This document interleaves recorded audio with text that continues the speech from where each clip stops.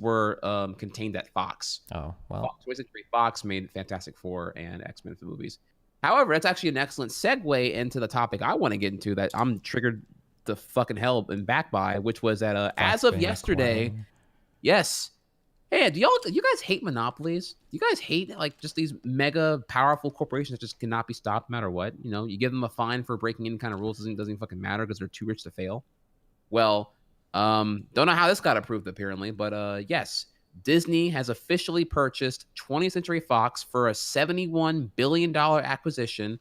So the studio that is this year alone already releasing Captain Marvel, live action Dumbo, live action Aladdin, live action Lion King, Toy Story 4, Avengers Endgame, Frozen 2, and something else, all this year will now also own distribution rights for XMen, for Deadpool, for what was the other one you said? Fantastic Four, if they want to reboot that again and again and again. Simpsons, National Geographic. They have a lot. They have honestly like property overload now. It's actually ridiculous. They have so much IP, powerful IP acquisitions now that there's no way the other major companies, Universal, Paramount, Sony Pictures Studios, and the other ones here, but et cetera, right? The other studios, there's no way they can legitimately compete with the absolute behemoth that Disney is now going to be acquiring Fox. And that I just there's just no way you're gonna see this play out healthily for the consumer because the other ones are gonna have to consolidate to equal their to equal the competitive mass. Honestly, to me, it plays out very very similar to how cellular companies currently are in USA, where like right now we only really have 4, right? It's AT&T, Verizon, T-Mobile, and Sprint. And it's like, and realistically here, T-Mobile and Sprint are a very distant 3rd and 4th. They probably need to merge to realistically have to be viable competition against the behemoth that is AT&T and Verizon. Yeah. So you're just seeing further and further consolidation, and it doesn't look very healthy for competition. Disney equals Thanos, other studios equal Avengers. Nice. Yeah. So I mean, yeah, people there are those who are like delusional, who are like, oh dude, fuck yeah, man, we're finally gonna get a good X-Men film. X-Men in the MCU is gonna be fucking sick.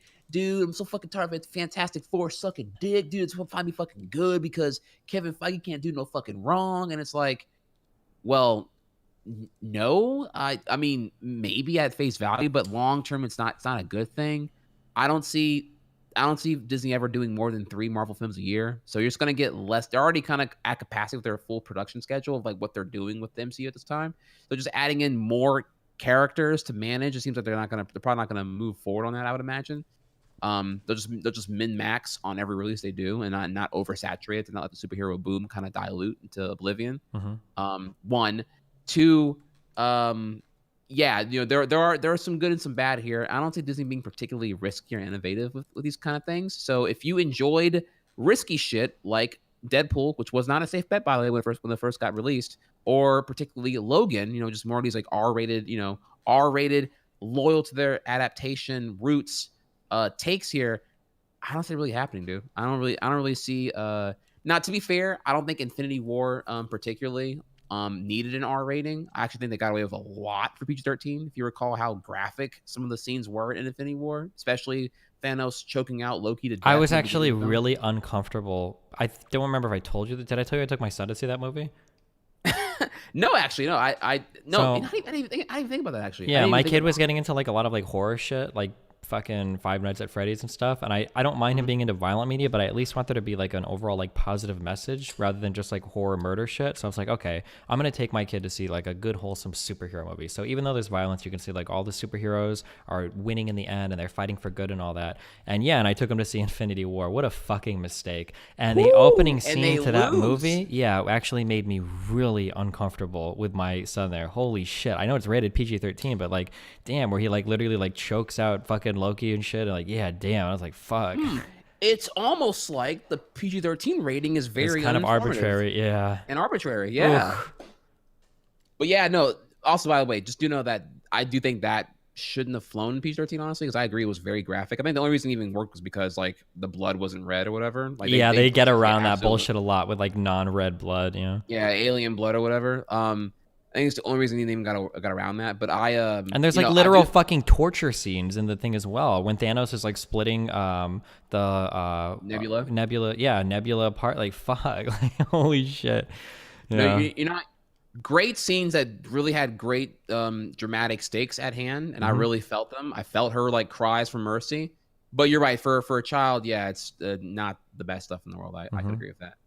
Yeah, damn. But I did want to say that I found Infinity War great for its PG-13 rating. They kind of like the whole sci-fi action and all that. I think works great for that particular thing. I didn't feel like it was like I didn't feel like it was dumbed down. Oh yeah, no, it definitely worked. But like, I have this dream sometimes. God, I fucking wish. I know it'll never happen, but if you could get like, imagine like the MCU like all rated R. Oh fuck, how crazy that shit could be. Yeah. Damn. In Japanese RPGs, did they ever use the word fuck? I'm trying to remember. Or were they always like bleeped out? Like when playing like, I don't know if you ever played any of the Final Fantasies or whatever. I don't. They were rated T for teen, so they must not have used like the F word, right? The problem you're asking here is okay. So when you say RPGs, you're talking about like ones like FF7 and FF8. Yeah, or like Metal Gear Solid or any shit like that. Well, games were neutered a lot more for Western audiences back in the '90s because we had like the super, I don't know, like whatever scare. Like remember like localized anime in the '90s was like fucking mega censored back then. Yeah. So things are more relaxed now, but it wouldn't surprise me if like FF6, aka FF3 for its initial US release wasn't like neutered to hell and back on localization censoring. Very likely. So I wouldn't know, but I wouldn't be surprised if it was like shitty.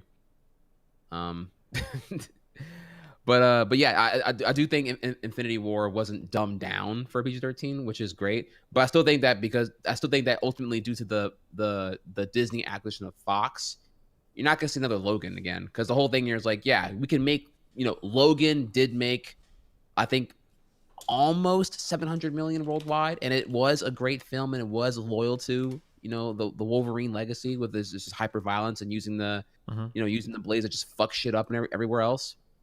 Wait, quick pause here. Did you watch Logan? Did you see? Yes, Logan, I did. Oh, dude, I thought it was okay. Yeah. I thought it was probably good. I don't have any background for. I really don't like the X-Men at all. So like coming in as somebody that literally just watched it as kind of like its own kind of movie, I thought it was pretty good. But I didn't understand a lot of the backstory. Like I didn't know why the old dude was like crazy. I kind of pieced together that I guess he had like he was getting towards the end of his life, and so he was losing control of his powers. Maybe is kind of what it correct. Felt. Yeah, okay. And then Wolverine was kind of sick of everything, but he felt like an obligation because this guy was like a quasi father-like figure, so he had to take care of him or some shit. Man, we have been on a journey, man. There's been X-Men Wolverine Origins is a terrible film. X-Men Last Stand is a very questionable film.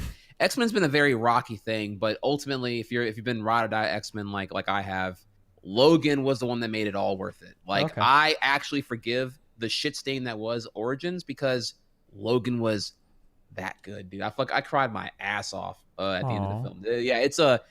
I don't know how to really like make you feel for it. I guess if you weren't. Well, I don't have as much a background with like the Wolverine character and everything, which is where a lot of the emotion was centered around, right? I'm guessing like him finally becoming like I'm guessing throughout most of the X-Men movies, he's probably like a very selfish character. So him like giving his life towards the end to try to save like the kids and everything would be more emotional if I had that background, Yeah, but no, it's cool. The point is, the point is going to continue on here is that Logan made almost 100 million worldwide. Great film, very loyal, but would it have not made more money if it was PG-13 and like MCU-ified? I don't see films like Logan happening ever now at the Disney camp because they're all about min-max. It's a real problem with like commercialism is the idea that like at the end of the day your obligation is to your shareholders. You have to make the most amount of money possible. If you could make a really fucking sick movie, the sickest movie ever that would net you 600 mil at the box office, or you could like water the fuck down out of it and make 900 mil, like why would you give up so much money? It's really shitty. It really sucks. I mean, I just think back here, like the whole concept of that Logan film was made around the fact they can finally do the hyper violence depicted in these Wolverine comics. Yeah, which I heard was, I don't know if this is true. You might know about this. I heard that was actually the movie that paved the way for that was Deadpool. Do you know if that's true? That is correct, actually. Yes. Yeah, that because Deadpool did so well. Because Deadpool absolutely kicked ass on Valentine's Day weekend, the whatever year it came out, and it completely caught investors, shareholders, and critics, spectators all off guard. They thought it was gonna flop because there hadn't been because now to give some context here, because there hadn't been an R-rated film that crossed 500 million in North American box office since The Hangover 1, long ass time ago. So that's kind of where like the people kind of thought, okay, well, the R rating is suicide now. We can't go forward. It's too risky. It's too alienating. Yeah. So that's kind of where that fear comes from. Just typical traditionalism, like over fearful. Yeah. Why try something new when you've got something that is safe and works? Yeah. Yeah. I can think of a lot of examples here. At first, the film industry opposed VHS because they were scared it was going to hurt the entirety of their box office concept. Ultimately, it actually helps them. It gives them a new revenue source. Fuck the record industry. Vehemently opposed any new distribution model beyond CDs because they were just so content with the concept of there being a CD single and the CD album. Yeah, for the longest fucking time. It took so long for like iTunes to pick up and shit. That shit was so fucking late. Yeah. Yeah.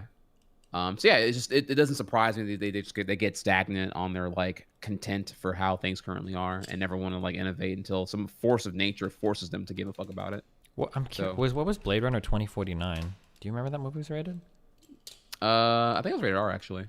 Oh, it is. Yeah. Okay. Damn. Yeah, I heard it's actually really good. I haven't seen it though personally, but I heard it's kind of slow, but that it's actually really fucking awesome. Yeah, I thought it was really good. I watched my chat told me to watch the Blade Runner movies, and I finally got around to one weekend, and I watched the first Blade Runner, and have you seen the first Blade Runner?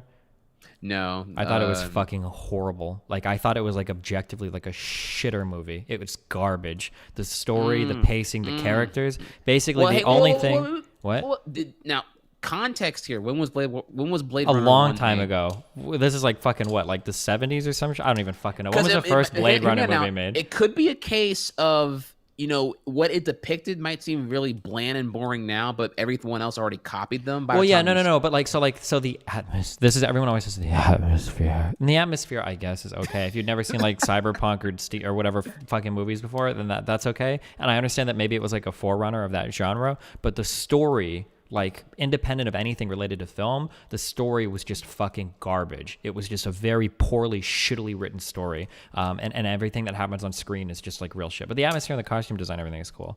So I went into Blade Runner 2049, like actually dreading the fuck out of it. Cause this movie is like fucking, oh god, it was like 2.5 hour runtime. I thought it's really fucking long, and I thought I was actually just gonna shut it off after 30 minutes. But Blade Runner 2049, it felt like somebody